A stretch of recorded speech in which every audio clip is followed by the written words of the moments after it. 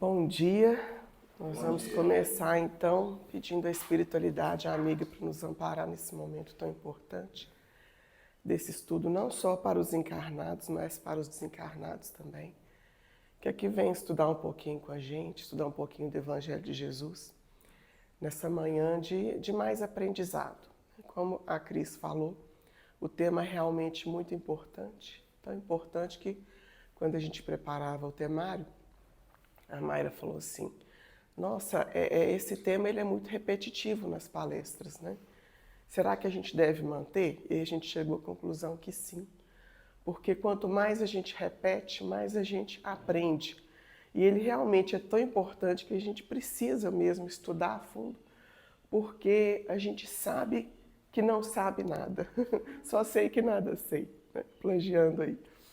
E, então, assim, quanto mais a gente estuda, mais a gente percebe que a gente tem que aprender. Talvez a gente até entenda o conceito de uma forma bem superficial, mas a gente precisa colocar isso em prática no nosso dia a dia. E esse é o grande desafio. Essa é a parte mais difícil, trabalhar o perdão no nosso coração, no nosso dia a dia, né? Não que eu seja mestra no assunto, não que eu saiba perdoar da forma que Jesus ensinou, mas a gente está aqui para trocar de ideias, trocar de experiências e aprender cada dia um pouquinho mais para a gente se melhorar, né? E antes de entrar no tema, eu queria fazer uma introdução falando um pouquinho da importância do pensamento. O que é o pensamento para vocês? Vamos pensar. O que é pensamento? O que significa essa palavra pensamento? Expressão da vontade. Expressão da vontade. Uma vontade que vem de onde? Vem do coração, vem da vida, vem da consciência. Da consciência. Influência externa. De uma influência externa? Bom, os espíritos vão nos dizer que essa influência ela vem da alma. E aí a gente não pode deixar de trazer também a frase de René Descartes, quando ele nos diz que penso, logo existo. Ou seja, eu sou um ser pensante, essa é a prova da minha existência. É o que nos diferencia dos animais. Os animais são formados, assim como nós, por fluido cósmico, uma energia universal, mas eles não têm a capacidade de pensar, de discernir, que nós humanos, espíritos encarnados, temos. Então, essa é a diferença. E aí,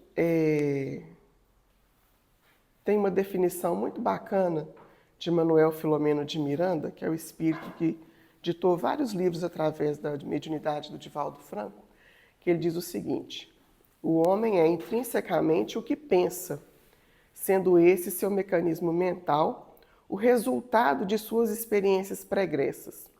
Noutras reencarnações, o que motiva as fixações, as preferências e os ideais sustentados. É, pois, de mais alto valor o cultivo sistemático dos pensamentos positivos, das ideias enobrecedoras, da conversação edificante, das aspirações otimistas que facultam a renovação das paisagens íntimas e a substituição dos clichês infelizes, propiciadores de doenças, de turbações do raciocínio, de desajustes de todo tipo. Está no livro Painéis da Obsessão. Que definição interessante, né? Ele fala da importância do pensamento, de como que a gente tem que cuidar do nosso pensamento, das nossas conversações, daquilo que a gente assiste, daquilo que a gente alimenta, da esperança que a gente traz, porque nós somos pessimistas e negativistas, negacionistas em muitas ocasiões da nossa vida, né? E aí, no Evangelho, na carta aos Filipenses, Paulo traz a seguinte mensagem no capítulo 4, versículo 8. Por último, meus irmãos, encham a mente de vocês com tudo que é bom e merece elogios, isto é, tudo que é verdadeiro, digno, correto, puro, agradável e decente. Se somos pensamento, o nosso pensamento, se nós materializamos o tempo inteiro aquilo que nós pensamos, então o convite é que os nossos pensamentos sejam bons, que eles sejam otimistas, que eles sejam positivos. Mais uma passagem de Divaldo Franco, é um ditado de Joana de Ângeles no livro Libertação pelo Amor. O capítulo chama Enfermidades Simulacros, ou seja, falsas enfermidades. A mente é dínamo gerador de energias, responsável pela elaboração, manutenção e prosseguimento de realizações compatíveis com a qualidade de onda emitida. E aí, para finalizar esses conceitos de pensamento, a gente traz aqui o Livro dos Espíritos, a questão 89, que diz o seguinte. Kardec pergunta para os espíritos: os espíritos gastam algum tempo para percorrer o espaço? Os espíritos respondem sim, mas fazem-no com a rapidez do pensamento. Letra A. O pensamento não é a própria alma que se transporta? Resposta. Quando o pensamento está em alguma parte, a alma também está aí, pois que é a alma quem pensa. O pensamento é um atributo. Por isso que o pensamento vem da alma, vem da nossa consciência, do nosso íntimo, né? O pensamento surge lá de dentro. Mas ele vem de fora também, igual a Alice falou. Questão 459 do Livro dos Espíritos. Influenciam os espíritos em nossos pensamentos e em nossos atos? Muito mais do que imaginais. Influenciam a tal ponto que de ordinário são eles que vos dirigem. Vamos entender aqui que os espíritos, o espírito da verdade, né, que conversa com Kardec, ele não está falando dos espíritos obsessores propriamente ditos. Nós somos influenciados pelos obsessores e pelos nossos guias espirituais, tá? E aí ele completa aqui, ó, na questão 460. De par com os pensamentos que nos são próprios, outros haverá que nos sejam sugeridos, né, que vêm de fora? Vossa alma é um espírito que pensa. Não ignorais que frequentemente muitos pensamentos vos acodem a um tempo sobre o mesmo assunto, pensamentos conflitantes, e não raro contrários uns aos outros. Pois bem, no conjunto deles estão sempre de mistura os vossos com os nossos. Daí a incerteza em que vos vedes, é que tendes em vós duas ideias de se combaterem. Aí eu lembro sempre daquele filme do Piu-Piu e do Frajola, que aparece um diabinho de um lado e um anjinho do outro, que o nosso mentor está ali sugerindo boas ideias, né? Do outro lado tem o espírito obsessor sugerindo más ideias, e nós temos o livre-arbítrio, a decisão é sempre nossa, né? As duas ideias vão chegar o tempo inteiro. Se a gente buscar essa conexão com o plano mais alto, mesmo nos momentos de invigilância, o nosso mentor estará ali do nosso lado, soprando no nosso ouvido boas ideias. Então, sim, exatamente. Né? A gente está sempre conversando com pessoas que têm ideias contrárias e a gente fica se questionando quem tem razão. Né? É o que a gente vai aprofundar daqui a pouquinho. Isso. Então, assim, tão forte é a influência dos espíritos no nosso psiquismo, né, que eu trouxe um exemplo aqui de um livro que chama Sob as Mãos da Misericórdia, que ele vai tratar aí do processo de desencarne e reencarnação de Pilatos, que a gente tem poucas notícias do que aconteceu com ele depois da crucificação de Jesus. Então, é uma trilogia, esses 3 livros vão tratar aí como que foi o desencarne de Pilatos, como que ele chegou no plano espiritual e como que foi a reencarnação dele. Em um determinado capítulo, ele vai falar de Nero, que era o imperador naquela época, e que tinha um espírito obsessor jungido a ele, muito colado a Nero, e esse espírito ele influenciava Nero de tal maneira que era como se fosse uma simbiose. Nero fazia tudo o que esse espírito mandava, e era um espírito muito perverso, que ele incitava a execuções, perseguição dos cristãos e tantas barbaridades que Nero cometeu, sempre influenciado por esse espírito. E aí quando acontece o desencarne de Nero e esse espírito é acolhido, o obsessor, né? Ele era conhecido no plano espiritual como o grande imperador, porque era ele que comandava, Nero que era o imperador encarnado. Então, como todos os espíritos, né, por mais perversos que sejam, quando chegam no plano espiritual, em algum momento eles vão ter o despertar, porque Jesus falou que nenhuma de suas ovelhas ficará perdida. Quando ele tem consciência dos erros, ele entra no processo de autoculpa. E aí é um trabalho árduo da espiritualidade que está ali naquele processo de recolhimento, de convencer o companheiro que ele precisa se perdoar e recomeçar, que ele precisa se dar outra chance. Quantas vezes a gente escuta na reunião mediúnica o espírito falando assim, eu não sou digno, né? Eu não tenho perdão, o crime que eu cometi é muito grave, eu não mereço perdão. Então a espiritualidade tem que fazer todo esse trabalho psicológico mesmo, usando a psicologia que Jesus nos ensinou para mostrar para o companheiro. Quando Jesus disse perdoar 70 vezes, 7 vezes, ele não quis dizer só perdoar o outro. O perdão começa dentro de nós. Nós temos que nos auto-perdoar também, porque somos falhos. Nós também erramos, não é? Eu comecei aqui falando, eu não domino o assunto, eu não sou doutora nesse assunto, mas estou aqui para aprender também. Então, o que a gente precisa aprender é essa questão assim, olha, de reconhecer que nós erramos, de nos arrepender dos nossos erros e de nos dar a chance de recomeçar a cada dia. Mas é recomeçar com aquele propósito assim, de não é falar para o outro assim, olha, Jesus falou que você tem que me perdoar todas as vezes que eu errar e eu vou continuar errando e você tem que me perdoar. Não é isso. Quando Jesus falou, se alguém te bater na face direita, dá também a esquerda, ele não quis dizer no sentido literal da palavra para se esbofetear a face do outro. Ele quis dizer assim, se alguém te ofende na face direita, paga o mal com o bem. Com o bem. E pagar o mal com o bem não é aceitar as ofensas do outro, as agressões do outro, por pensando que não, porque Jesus falou que eu tenho que perdoar. Então a gente precisa entender o que é perdão. Perdão é eu não guardar mágoa, eu não desejar o mal do outro.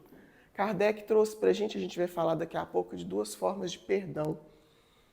Então a gente precisa aprender, estudar de uma forma mais profunda esse conceito de perdão, porque as pessoas interpretam os ensinos de Jesus de acordo com a própria conveniência. Porque Jesus falou que tenho que perdoar quantas vezes forem necessárias, e aí o companheiro de jornada acha que pode continuar cometendo o mesmo erro repetidamente, porque Jesus falou que é obrigado a perdoar, né? Nós temos também o amor próprio, nós temos o livre-arbítrio, nós somos individualidades. A gente precisa, em primeiro lugar, antes de tudo, cuidar do nosso contato com Deus, da nossa relação com Deus. E a relação com Deus, ela não permite que a gente se venda a qualquer preço, que a gente suporte atrocidades por causa de uma interpretação deturpada da lei. A lei que Jesus traz para a gente é de amor, de fraternidade e de caridade. Então as relações têm que ser baseadas no amor, na fraternidade e na caridade, no cuidado com o outro, não é? Se o outro me ofendeu, é o meu dever perdoar? É. Mas permitir que aquela situação continue ocorrendo é decisão pessoal minha. A gente precisa interpretar essa lei divina, interpretar esse decálogo que Moisés trouxe para a gente, interpretar a codificação de Kardec, a boa nova que Jesus trouxe, de uma forma sem nos violentar, sem violentar a nossa intimidade, entendendo que nós somos espíritos eternos, né? E se eu perdoo, mas o companheiro continua cometendo os mesmos erros, eu sinto muito, mas vai ficar para uma próxima, né? Porque a gente tem várias formas de progredir, de evoluir, sem estarmos atrelados a determinadas pessoas. Porque a nossa caminhada evolutiva, ela é individual. Ela é pessoal. Então, se eu deixo de cumprir uma programação que foi pré-estabelecida aqui, não significa que eu perdi a minha reencarnação por isso, não. Porque eu posso continuar fazendo bem por outro caminho. Porque eu posso continuar ajudando as pessoas de outra maneira. Quer dizer que o bem, se eu rompi uma programação, né, por uma decisão pessoal, individual, em razão do meu livre-arbítrio, eu perdi a minha reencarnação, todo bem que eu fizer daqui para frente não vai contar? Claro que vai. Emmanuel fala que todo bem que a gente faz advoga o nosso favor no momento em que a justiça divina vem cobrar da gente os nossos débitos, né? Então, na balança da justiça divina, o que eu fiz de negativo vai pesar? Vai.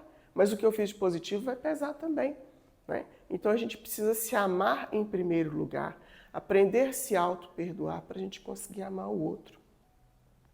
E é interessante que no nosso dia a dia vai acontecendo algumas situações que vão trazendo para a gente, assim, situações tão inesperadas, tão banais, mas que nos levam a um raciocínio muito interessante, né?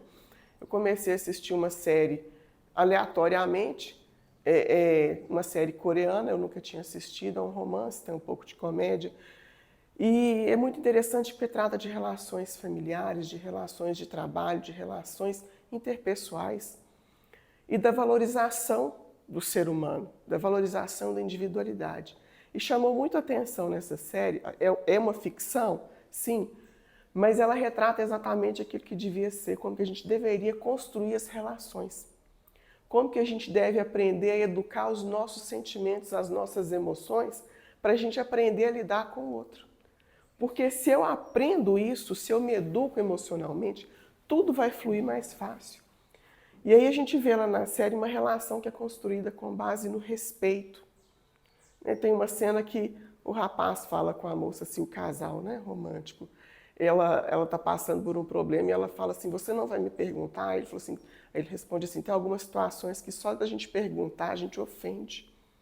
Então eu preciso fazer essa leitura do outro, entender esse momento de quando o outro quer falar, quando ele não quer, quando eu devo esperar. A gente não sabe esperar. A nossa cultura brasileira é tão diferente da cultura dos orientais, pelo menos do que foi retratado na série, que eu falo assim, é uma ficção científica, não quer dizer que essa seja a realidade daquele povo, mas é a realidade que deveria ser de todos os povos. Porque nós brasileiros somos imediatistas, a gente quer viver o momento, a gente quer viver a emoção, a gente não tem paciência de esperar as coisas acontecerem, né? Está aí chegando o período de carnaval, que, na minha opinião pessoal, é o período mais crítico da nossa história, da humanidade, a nível espiritual. É um período que, assim, a grosso modo, que a gente escancara as portas para os espíritos obsessores e fala assim, venham, é um período dos excessos. É um período que a gente sabe que as pessoas não têm comedimento, não têm bom senso. É claro que a gente não pode generalizar. Mas que a gente vê que 80% das pessoas que vão para o carnaval é com a intenção de se embriagar, de se drogar, é do sexo fácil, do sexo exagerado, é de ficar com o maior número de pessoas possível no mesmo dia. E depois, gente, vem o vazio existencial, o vazio que só Deus preenche. As pessoas se afastam tanto daquilo que é divino, daquilo que a gente devia sedimentar a nossa vida para buscar os prazeres imediatos. Tudo isso em busca de uma satisfação, de um prazer imediato, que passa em tão pouco tempo, se a gente pensar que somos espíritos eternos, mas o comprometimento é que a gente se entrega naquele momento, que vai gerar consequências pela eternidade. Quantas encarnações a gente vai levar para conseguir se reestruturar, colocar no lugar tudo aquilo que a gente tirou? Então, quando a gente vê uma série dessa tão bacana que traz para a gente a construção desses valores, de conhecer o outro em primeiro lugar, antes de se relacionar, de ver os defeitos, de ver as qualidades, de pensar se é isso mesmo que eu quero, e construir essa base em Deus. Não é uma série espírita, não fala de religião, mas fala de valores morais que a gente precisa ter. Se chama Meu Secretário Perfeito. E aquela coisa assim que você começa a assistir do nada, e aí você vai tomando tantas lições, e aí é interessante que é uma série romântica, tem um casal que são os protagonistas, cada episódio, são 12 episódios, cada episódio tem 1 hora, que é diferente das outras séries que tem 30, 40 minutos, e só no 8º episódio foi que eles deram um beijo, que foi um selinho filmado de longe. Não tem erotismo, não tem sensualismo, não tem ninguém sem camisa, sabe? Eles se vestem muito bem, muito alinhados, muito educados, muito inteligentes e conseguem equilibrar a relação de trabalho com a relação familiar, com a relação de casal. Então, assim, é uma série que convida você a refletir no equilíbrio que deve ter em todas as relações, em tudo que a gente faz na vida. Né? E por que eu estou floreando tanto para falar do perdão? Porque a gente traz uma passagem do Evangelho aqui, a gente não pode fazer nenhum estudo sem falar de Evangelho, né? Porque o nosso objeto é trabalhar o perdão, o capítulo 10 do Evangelho segundo o Espiritismo, que fala bem-aventurados que são misericordiosos, que vai tratar do perdão nesse capítulo.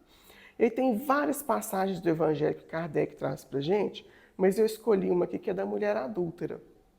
E fala o seguinte, está no capítulo 12 de... Não, é João capítulo 8, versículos 3 a 11, tá? Que fala o seguinte, então os escribas e os fariseus lhe trouxeram uma mulher que fora surpreendida em adultério. E pondo-a de pé no meio do povo, disseram a Jesus, Mestre, esta mulher acaba de ser surpreendida em adultério. Ora, Moisés, pela lei, ordena que se lapidem as adúlteras. Qual sobre isso a tua opinião? Diziam isto para o tentarem e terem de que o acusar. Jesus, porém, abaixando-se, entrou a escrever na terra com o dedo. Como continuassem a interrogá-lo, ele se levantou e disse, aquele dentre vós que estiver sem pecado, atire a primeira pedra. Em seguida, abaixando-se de novo, continuou a escrever no chão. Quanto aos que o interrogavam, esses, ouvindo-o falar daquele modo, se retiraram um após outro, afastando-se primeiro os velhos. Ficou, pois, Jesus a sós com a mulher, colocada no meio da praça. Então, levantando-se, perguntou-lhe Jesus, mulher, onde estão os que te acusavam?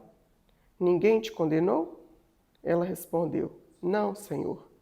Disse-lhe Jesus, também eu não te condenarei. Vai-te e de futuro não tornes a pecar. Passagem muito profunda, traz muitos ensinamentos importantes. Uma das coisas que chama atenção aqui é quando Jesus fala, quando Lucas relata aqui que os mais velhos saíram primeiro. E se Jesus viesse aqui hoje e perguntasse pra gente, né? Quem aqui não tem pecado? Que atire a primeira pedra. Todo mundo ia sair correndo. Porque a nossa consciência cobra, não adianta a gente mentir, né? Perante Deus a gente não consegue esconder nada. Sairíamos todos correndo. E ele fala que os mais velhos saíram primeiro, porque com toda certeza os mais velhos eram os que mais tinham errado. E assim é a nossa vida. Nós temos o nosso período de aprendizagem na infância, né, que nós vamos absorver os valores passados pelos nossos pais. Quando a gente chega na nossa adolescência, as nossas tendências das vidas passadas vêm à tona. Por isso que é o período tão difícil da vida do espírito, um momento de tanta turbulência, de tantas contradições interiores, porque é o bom combate que Paulo de Tarso fala, né? É combater o homem velho. O quanto é difícil. E quando essas tendências vêm à tona nesse período conturbado da adolescência, a gente se desnorteia na vida. Então a gente precisa de uma orientação, a gente precisa seguir alguma coisa. Por isso é importante da base familiar, por isso é importante da base religiosa em primeiro lugar. Deus acima de tudo. Se a gente tiver bem sedimentados esses valores no nosso íntimo, a gente vai saber fazer as nossas escolhas com mais propriedade. Então a gente passa por essa fase com mais tranquilidade e a gente chega na idade adulta sabendo o que a gente quer. Né? Esse nosso período de transição da adolescência para a juventude, né? 20, 21, 22, até os 26 anos por aí, é uma etapa da vida que a gente tem que fazer muitas escolhas no campo profissional, a escolha do nosso par, várias escolhas que a gente precisa fazer que vão definir o nosso futuro e que a gente não pode deixar para depois. E se essas escolhas forem feitas com base nesses valores que a gente constrói ao longo da vida, que independente das coisas que aconteceram, dos traumas de infância que nós trazemos, nós somos espíritos eternos. Então esses valores não começaram a ser construídos nessa vida. Eles já vêm sendo construídos há várias encarnações, né? E assim como as nossas más tendências vão ressurgir, esses valores que nós já sedimentamos, eles vão ressurgir também, para nos dar essa oportunidade. Então, por mais que eu tenha crescido num ambiente inóspito, numa favela, no meio de traficantes, eu tenho o livre-arbítrio. A escolha vai ser sempre minha. Eu posso trilhar um caminho diferente se eu quiser. A escolha é individual, é pessoal. Então, independente da minha história de vida, nessa vida, eu não posso esquecer daquilo que eu trago do passado. Eu não posso esquecer que Jesus é o meu guia, meu mestre e o modelo. E aí, por que a gente começou falando, então, da importância do pensamento e nós chegamos nessa passagem onde Jesus fala da mulher adúltera, onde ele traz esse ensinamento para a gente, que pela lei civil daquela época ela deveria ser apedrejada, mas Jesus, quando questionado, ele não fala para não aplicar a lei. Em momento algum, ele fala assim, não, essa lei é muito dura, ela é perversa, de forma alguma. Ele já tinha dito, eu não vim destruir a lei, eu vim dar uma nova interpretação a ela. E aí, quando questionado, ele não fala, não cumpram a lei, ele fala assim, aquele que estiver sem pecados, que atire a primeira pedra. E aí é a hora que a consciência acusa. Né? Então, como que nós, em algumas situações, nós pensamos mal do outro? Nós julgamos o outro, nós trazemos o preconceito. E como que esse pré-julgamento, esse preconceito, esse pensamento negativo em relação ao outro, ele influencia em todo o processo de acontecimento, em tudo que vai acontecer dali para frente. Como que ele interfere na vida do outro, na vida física, na nossa vida e no plano espiritual. Quando eu emito um pensamento negativo, quando eu faço um julgamento negativo, o que eu estou atraindo? E aí, vamos voltar um pouquinho lá em Kardec, quando ele fala aqui no livro do Evangelho segundo o Espiritismo, que a gente tem duas formas de perdoar. A gente tem a forma de perdoar, que é a nobre, que é uma forma enobrecedora mesmo, que é aquela em que você esquece o que aquela pessoa te fez, você consegue conviver com ela sem guardar nenhum tipo de mágoa.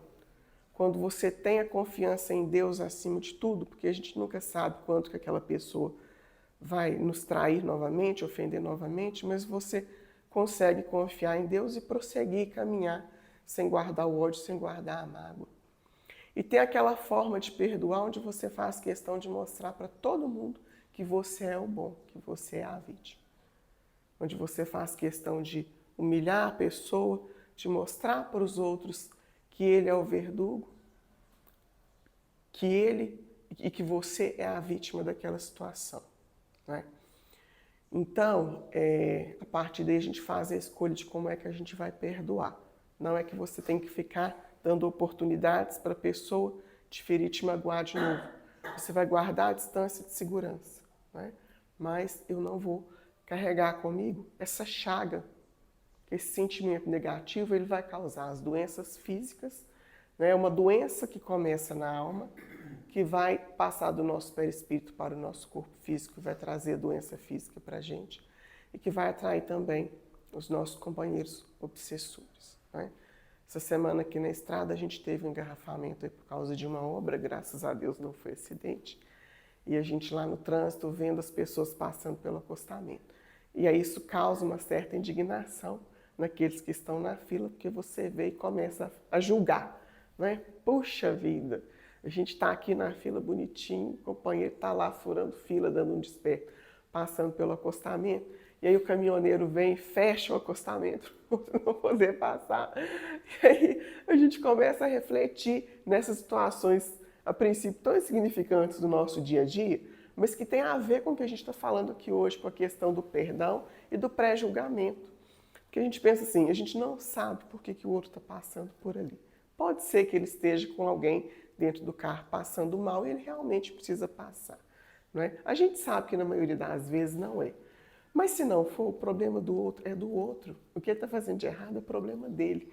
Então, será que eu tenho o direito de fechar o acostamento para ele não passar? Como uma forma de vindita, de vingança, de dar uma lição de moral para ele? Não é? O que eu estou fazendo é certo? Eu estou impedindo a passagem do outro, né? Porque eu julguei que ele está fazendo dessa forma, mas eu não sei o que está acontecendo. Então, assim, são situações tão complicadas e são tão corriqueiras no nosso dia a dia, mas que a gente precisa realmente pensar, cuidar do nosso pensamento. Porque tudo que eu penso, eu emito algum tipo de energia positiva ou negativa. A gente passou por uma experiência ontem também na esquina da escola, que um caminhão passou e arrancou o para-choque de um carro que estava parado.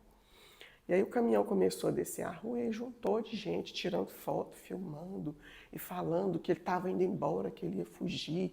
Só que ele estava descendo devagarinho a rua e ele estava procurando um lugar para estacionar. Mas as pessoas já estavam linchando o motorista pelo pensamento, não é? Então, assim, o dono do carro nem estava lá, provavelmente estava na reunião dentro da escola, ainda não tinha visto. E aí a gente pensa que existe uma lei de causa e efeito, por que esbarrou no carro daquela pessoa? Será que é uma pessoa muito apegada ao bem material? E quanto mais apego a gente tem, a gente sofre esse tipo de prejuízo para a gente entender que o carro não é mais importante do que a relação com as pessoas? Né? Será que a gente não deveria, naquele momento, fazer uma prece para que tudo se resolva da melhor maneira possível? Né? Já teve uma batida no muro da escola essa semana e ontem teve esse pequeno acidente lá. E aí eu comecei a pensar, puxa vida, a gente precisa fazer mais prece, porque aqui está ficando complicado. Então, ao invés da gente optar pelo pensamento positivo, de que tudo se resolva, a gente começa já a julgar o outro, a condenar o outro, a emitir aqueles pensamentos negativos, e com isso a gente atrai o quê? A turba dos espíritos que gostam da confusão.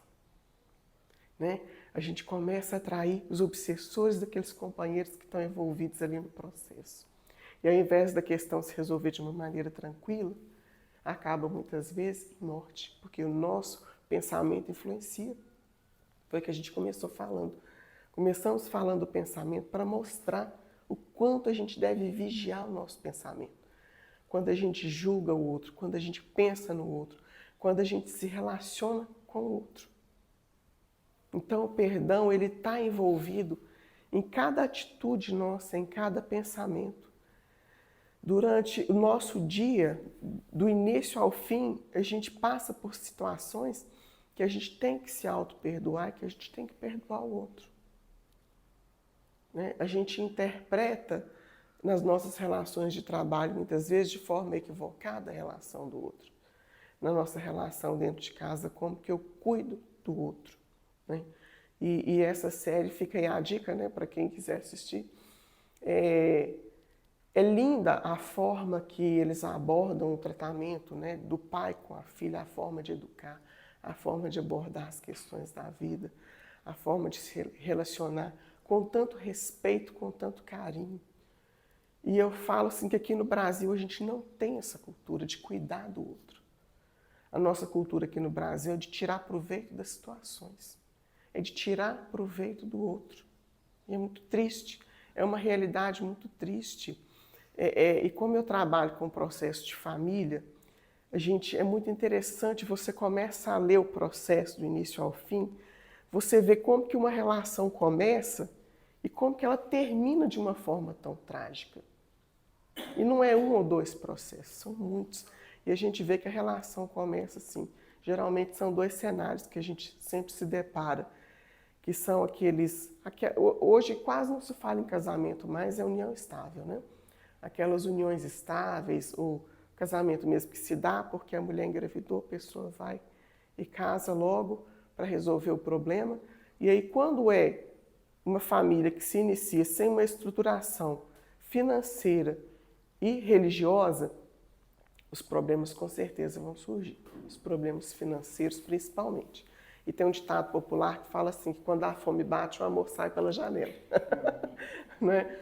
Então, quando esses problemas começam a surgir, começam as divergências, os contrassensos. Porque um cria expectativas em relação ao outro que não são correspondidas. E é muito difícil você viver com uma pessoa o tempo inteiro que não corresponde às suas expectativas. É claro que em toda relação tem coisas que a gente vai concordar, tem coisas que a gente vai discordar, a gente entra no consenso e pronto. Mas tem relações que não tem consenso. Não tem jeito. E aí começam as agressões verbais e vão terminar nas agressões físicas. E a criança está ali naquele meio, vivenciando tudo aquilo. E são as relações que terminam com ódio, com rancor. E que vão parar no judiciário, porque muitas vezes um está buscando só o direito dele, mas o outro quer se vingar de alguma maneira. Então vira um processo de vingança. né? E o outro cenário são as relações onde os dois têm uma condição financeira muito favorável, mas não tem essa base religiosa. Não tem Deus como a pedra angular da relação. E aí começam com uma vida de ostentação. Começam a publicar tudo que fazem nas redes sociais. As viagens, o carro que comprou, o sapato, o restaurante que foi, a festa de aniversário, de batizado. Você vê aquela família linda, tudo lindo, né? E aí começam as traições, as desconfianças, as agressões verbais, vão terminar nas agressões físicas e termina também no processo de vingança. E aí, qual que é a lição que fica disso? Que essa falta de perdão, ela vai acompanhar esses companheiros por várias encarnações, né?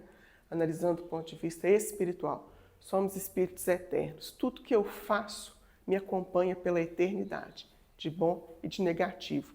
O que eu faço de negativo, eu tenho a chance de apagar, de corrigir. Isso vai ficar no passado e talvez a gente vá até esquecer. Mas aquilo que eu faço de bom vai me acompanhar para o resto da vida. Então, essas relações que terminam dessa forma, também tem relações de amizade, relações de trabalho, vários tipos de relação que terminam com algum tipo de traição. É uma sociedade que acaba de uma forma, né, que houve a traição de um dos sócios, que desviou dinheiro, que fez isso, que fez aquilo. Tem até um livro da Zíbia Gasparetto que fala disso, se não me engano, Ninguém é de Ninguém. Tem o filme também, né? Que tem o caso lá do companheiro que o sócio roubou todo o dinheiro da empresa, sumiu e deixou ele sem nada. Ele ficou numa situação muito difícil. E ele começou a perseguir esse companheiro e os obsessores ali juntos, né? Alimentando aquele ódio e etc. E a gente não sabe quanto tempo que isso vai durar do ponto de vista espiritual. Quanto tempo que esse ódio vai durar no coração dessas pessoas, essa falta de perdão.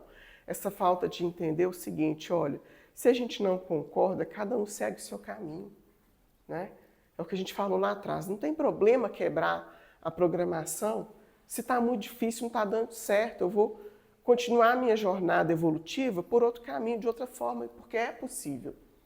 Eu não preciso ficar ali atormentando o outro e sendo atormentada pelo outro se a gente não consegue chegar num consenso. Não é isso que Jesus ensinou para a gente. Isso não é amor, isso não é fraternidade, isso não é caridade. Você se tornar um capacho do outro, você se tornar um algoz do outro. Que tipo de relação é essa, né?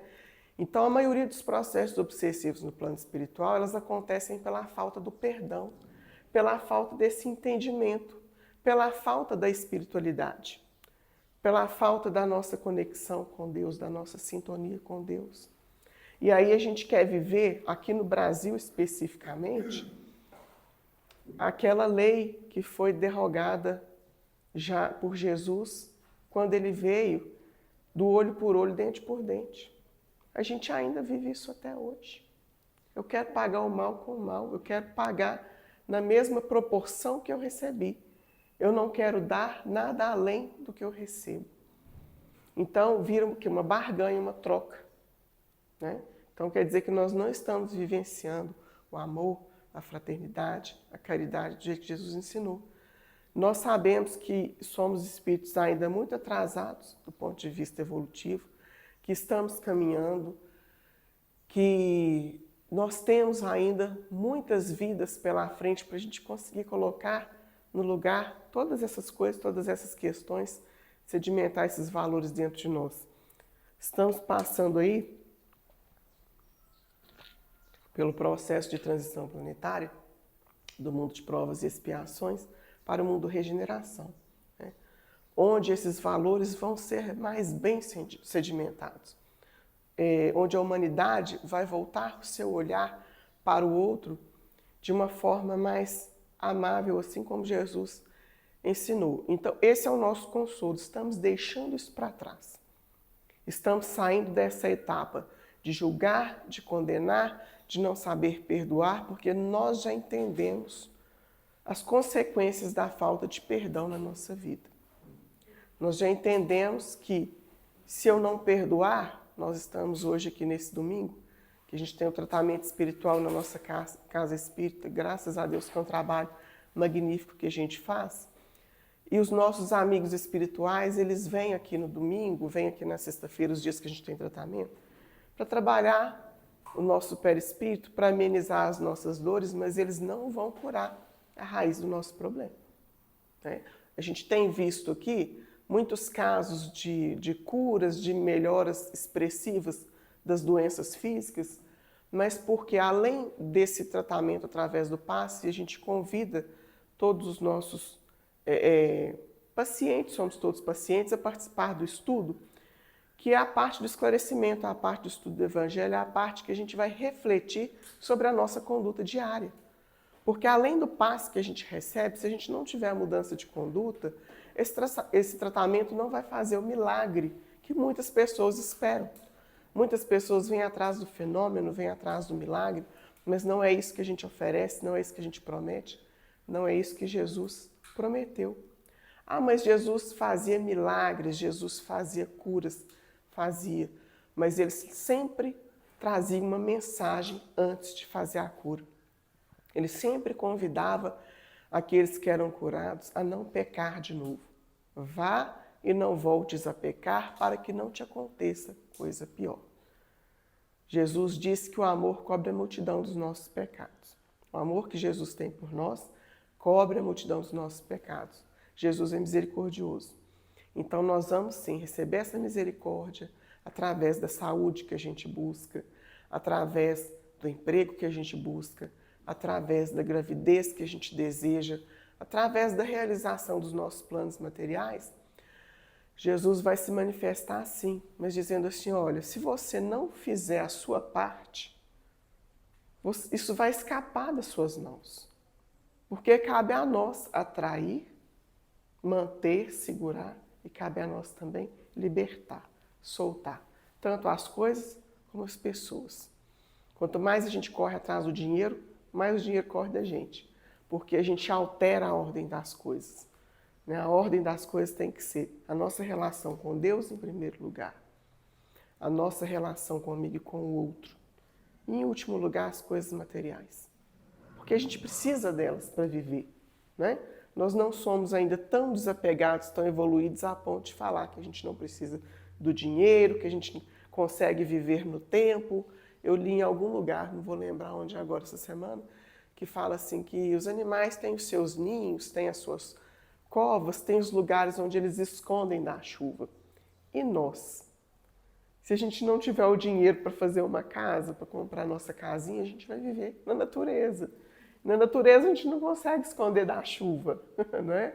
E nós somos seres muito frágeis, a gente adoece, a gente desencarna por causa disso.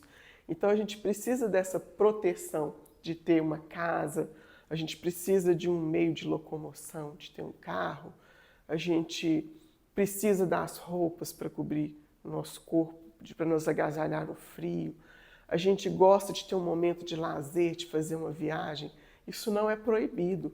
Eu só não posso ter isso como principal na minha vida, né? Então, assim, essa questão das redes sociais que a gente comentou, a gente tem que ter muito cuidado com isso, porque quando eu começo a ostentar demais, eu começo a chamar a atenção do outro.